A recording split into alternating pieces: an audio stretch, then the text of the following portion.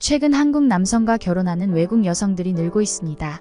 과거에는 주로 농촌 총각들의 국제 결혼을 했지만 최근에는 도시에서도 많은 이들이 외국인과 결혼하고 있습니다. 그러면서 자연스럽게 한국으로 딸들을 시집 보내는 부모들도 늘어나게 되었는데요.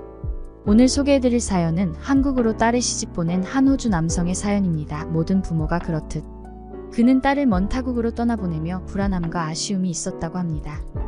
하지만 딸의 초대에 못 이겨 한국을 방문해본 그는 한국의 지하철이나 치안 때문에 큰 충격을 받았다고 하는데요. 과연 그에게는 무슨 일이 있었던 걸까요? 호주 남성의 사연입니다. 안녕하세요. 저는 60대 호주인 존이에요. 젊은 시절부터 한 가지 삶의 목표가 있다면 나이가 들어도 새로운 문화나 환경을 받아들이자는 것이었어요. 간혹 자기 삶에 너무 충실한 나머지 고립된 듯한 어른만이 보며 자랐기 때문이죠. 그래서 전 나이가 들더라도 제가 경험하지 못한 사실을 이해하고 받아들이고 싶었어요. 열린 마음으로 살자는 거죠. 하지만 나 자신이 아니라 딸아이와 관련되니 생각처럼 하지 못했어요. 핑계일 수 있는데 하나밖에 없는 딸아이가 더 나은 삶을 살길 바라는 마음은 부모라면 누구나 같잖아요. 저 역시도 그런 생각들이 앞서게 되니 딸아이의 말보다 제가 알고 있는 사실에 더 집중하게 되었죠. 처음부터 그런 건 아니었습니다. 딸의 결혼 소식을 들을 때만 해도 전혀 예상하지 못했거든요. 급작스러운 딸의 결혼 선언에 왠지 놀랄만한 일이 일어날 것 같은 느낌을 받긴 했습니다. 급작스러웠으니까요. 예상대로 한국인 남자와 결혼한다는 딸 전혀 예상하지 못한 결정이었죠. 더군다나 멀리 떨어진 한국에서 살겠다고 말했어요. 이해하기 어려운 언어를 사용하고 다른 문화권으로 가는 걸 전 반대할 수 없었습니다. 하지만 딸은 저희 반대에도 불구하고 결혼을 결심했어요. 한국 문화를 사랑하는 딸은 고집을 꺾을 줄 몰랐죠. 저는 이 결정에 대해 상세한 대화를 시도했어요. 왜 이렇게 어렵게 만드는 거야? 전 딸에게 물었죠. 왜 호주에서 찾지 않는 거지? 문화가 다른 나라에 선뜻 가겠다는 딸을 이해하기 어려웠어요. 특히 호주는 세계에서도 선진국으로 손꼽히며 아시아에서도 많은 꿈을 갖고 싶어하는 나라였죠. 그런 나라에서 사는 자부심을 버리고 아시아의 한국에 간다는 소리를 전혀 공감할 수 없었습니다. 하지만 딸은 결심을 굳게 세우고 있었어요. 딸은 한국 문화를 사랑함과 동시에 그들의 가치관이나 한국인의 생각들이 자신과 맞는다는 생각을 전했습니다. 저에게 자신의 선택을 이해해달라고 말했지만 저는 딸아이의 선택을 받아들이기 어려웠어요. 하지만 딸은 결혼 전부터 한국 문화와 한국어를 배우기 시작하더니 한국으로 이주할 준비를 차차히 나가고 있었습니다. 몇 주가 지나고 결혼식이 다가왔어요. 여전히 전달의 결혼을 반대했지만 딸이 행복하게 바라는 마음은 간절했어요. 저는 딸의 결혼식에 참가하며 딸의 교회에 들어와 한국인 남편과 함께 걸어오는 것을 보았습니다. 그때 딸아이의 미소를 보았어요. 그녀는 정말 행복해 보였죠. 그녀는 남편과 함께 걷는 것을 즐기고 있었어요. 전 여전히 딸아이가 한국인 남자와 결혼해 한국으로 간다는 걸 받아들일 수 없었습니다. 하지만 그녀가 선택한 사람과 행복하게 바랐어요. 그녀의 선택을 존중하고 이해하기로 했던 거죠. 그렇게 딸아이는 한국인 남자와 결혼해 한국으로 떠났습니다. 자주 볼 수 없는 먼 곳으로 떠난다는 사실에 조금 슬펐지만 이내 받아들였어요. 원래 성인이 되면 부모와 떨어져 독립하는 게 당연하기 때문이죠. 하나의 가정을 이루고 살 정도로 잘 커준 딸아이가 대견하게 느껴졌습니다. 한국에 정착해 생활하는 딸은 드문드문 시간 날 때마다 저에게 한국에 한번 오길 바랐어요. 자신이 사는 모습을 보여주고 싶다는 게 이유였습니다. 그리고 제가 생각하는 것보다 한국은 발전된 나라고 안전하고 한국인들도 친절하다며 직접 보길 바랐어요. 무엇보다 아이들을 키우며 지내기 좋은 나라라며 손자가 생기기 전 와봤으면 한다고 끊임없이 절득했습니다. 잘 살고 있다는 딸아이의 말을 들을 때마다 제가 너무 고집스럽다고 생각하게 되었어요. 나이가 들어도 유연한 생각으로 세상을 살고 싶던 마음이 유독 딸아이에겐 적용되지 않았죠. 딸아이와 전화하지 않는 날에도 한국에 대해 생각을 하며 한 번은 가보는 게 좋지 않을까 고심하기 시작했습니다. 그래서 결국 모시기는 척 딸아이를 보러 한국에 가기로 결심했어요. 한국으로 가는 비행기를 타고 마음을 가다듬었습니다. 부끄럽게도 딸아이가 선택한 나라지만 한국에 대해 아는 건 없었어요. 아시아라는 위치 하나만으로 마음에 들지 않았기 때문이죠. 호주가 최고라고 생각했기에 아시아라는 이유만으로 불편하고 발달이 덜 되었다고 생각했습니다. 그래서 실은 티를 내지 말자고 저를 다독였어요. 딸의 결정사항은 이미 행동으로 옮길 만큼 단호했기 때문이죠. 그녀를 지지하고 인정해주기 위해 한국행 비행기에 탑승했다는 사실을 상기시켰어요. 못마땅한 모습을 보이지 말자. 생각보다 괜찮은 나라구나. 딸아이에게 해줄 말도 연습했습니다. 반나절 이상 비행기를 타고 가야 하는 먼 한국이라는 나라에 딸이 살고 있어요. 같은 호주 땅이 아니라 쉽게 볼 수 없죠. 그래서 상처 주는 말로 불편하게 만들지 말자고 다짐했습니다. 그렇게 오랫동안 비행기를 탄 적은 처음이었어요. 드디어 오랜 진행이 끝나고 인천공항에 도착했습니다. 공항에 도착해 딸 아이를 만나기 위해 출국장으로 나가는 길부터 깜짝 놀랐어요.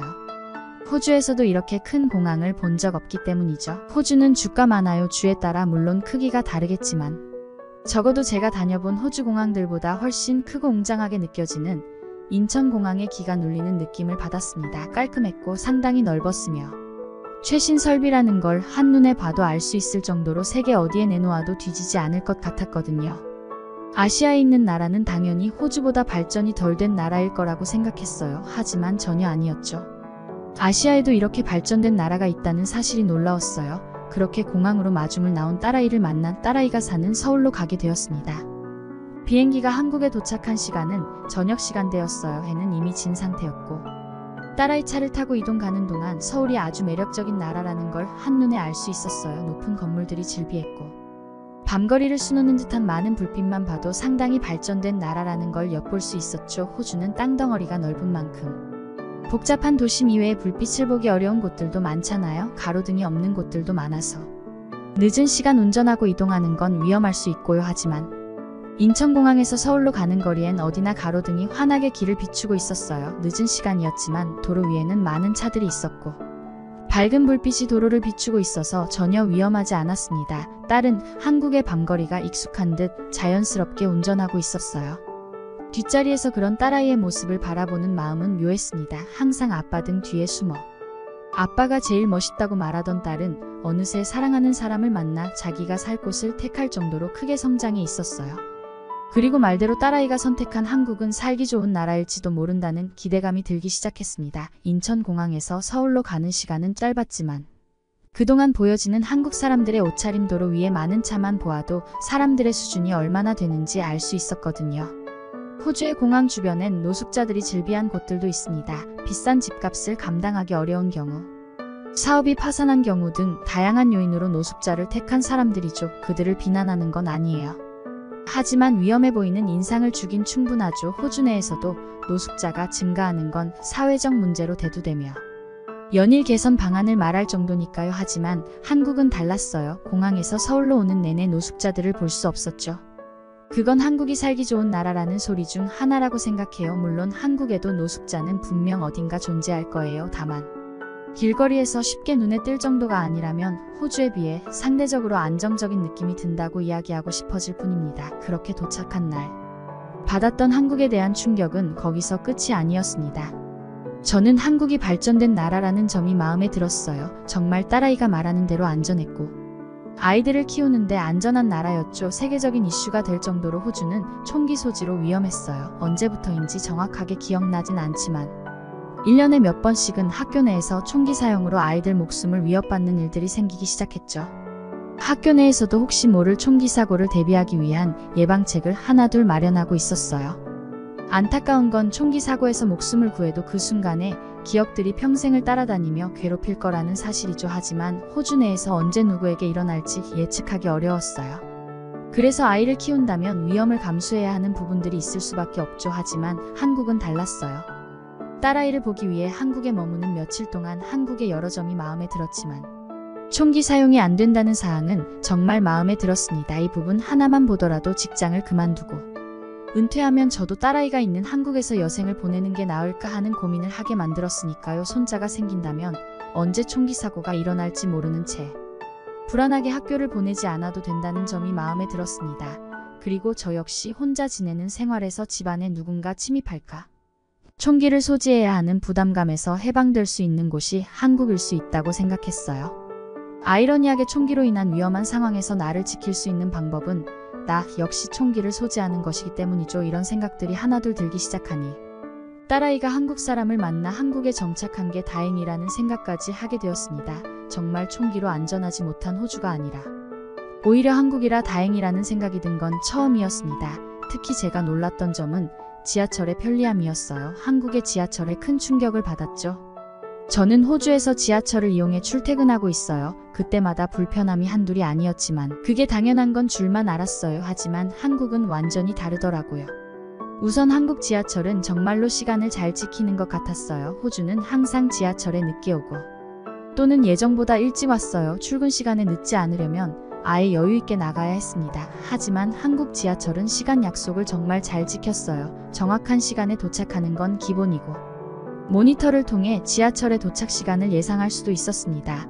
그리고 놀라웠던 건 상당히 깨끗하다는 점이었어요.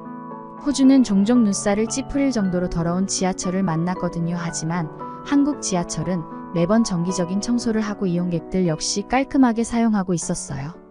한국 지하철의 마음을 빼앗긴 건 매우 편리하다는 점이었습니다. 지하철 노선도가 잘 나와 있고 딸이 아니더라도 혼자 지하철을 이용하는데 전혀 불편함이 없었거든요. 호주 지하철은 노선도가 복잡해요.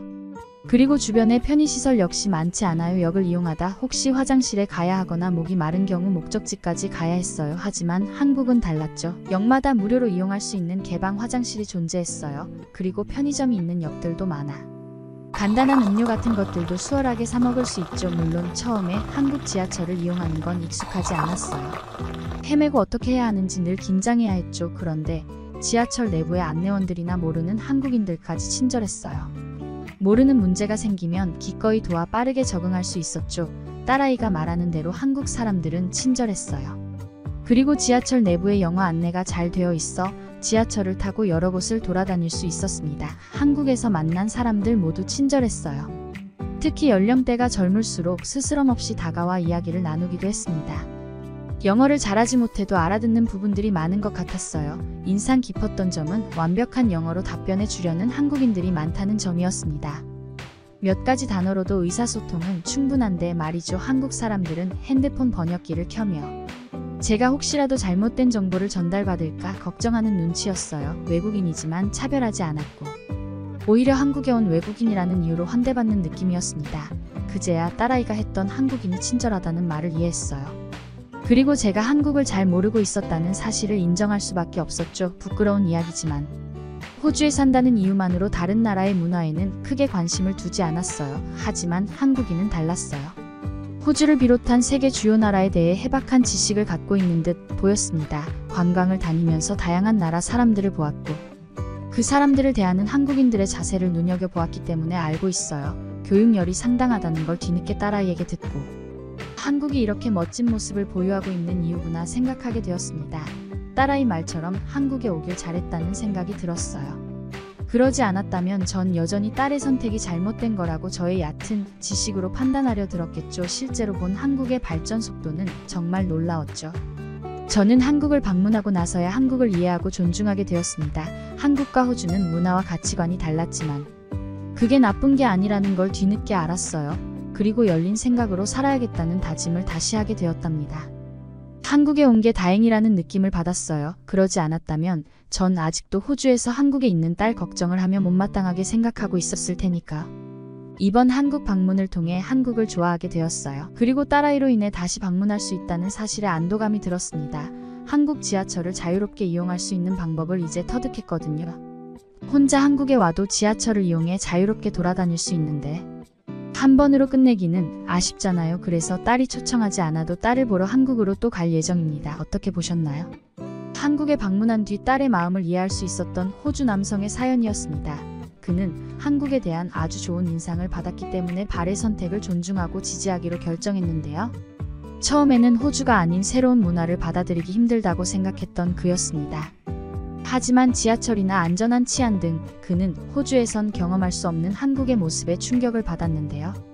특히 한국 도착하자마자 인천공항의 규모와 현대적인 모습에 놀라게 되면서 한국이 선진국이라는 사실을 금방 느낄 수 있었을 것입니다. 앞으로도 그가 한국에 자주 방문해서 한국에 대한 좋은 추억을 많이 쌓아 나갔으면 좋겠네요. 지금까지 특별한 한국의 이야기를 전해드리는 감동시작이었습니다. 구독과 좋아요를 눌러주시면 영상 제작에 큰 힘이 됩니다. 소중한 의견도 댓글로 남겨주세요. 끝까지 시청해주셔서 감사합니다. 더욱 더 좋은 영상으로 찾아뵙겠습니다.